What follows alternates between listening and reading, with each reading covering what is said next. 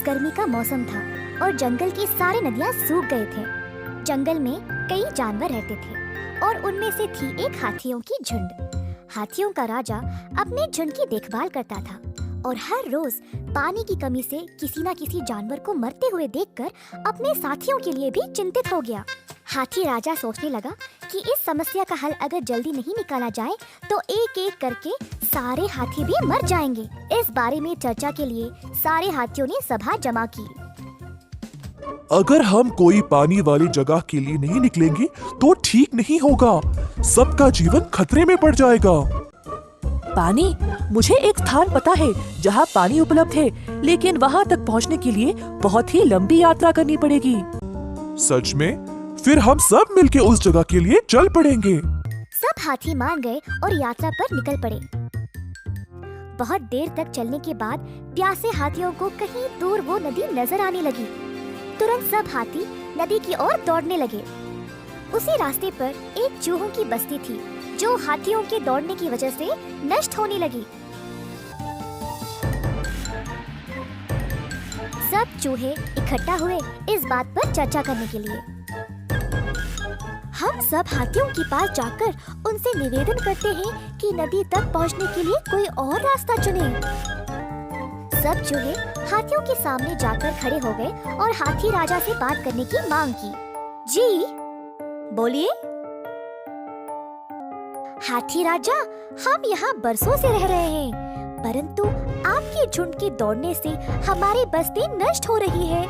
हमने अपने कॉलोनी का आधा हिस्सा पहले ही खो दिया है।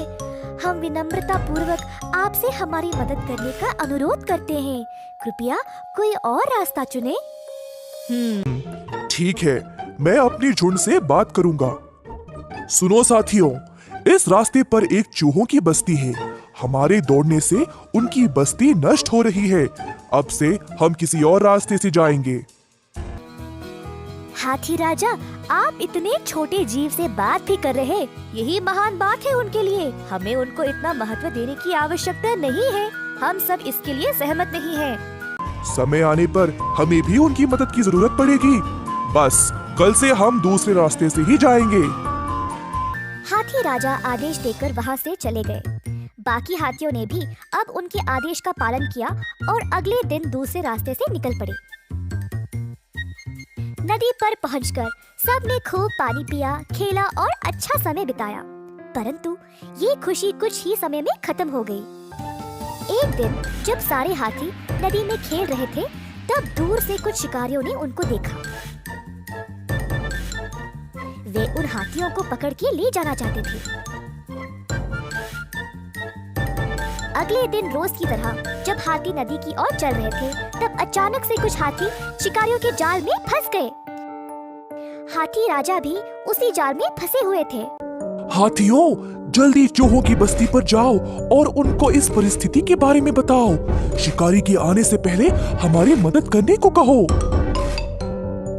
तुरंत बाकी हाथियों ने चूहों तक पहुंचा और सब कुछ बताया।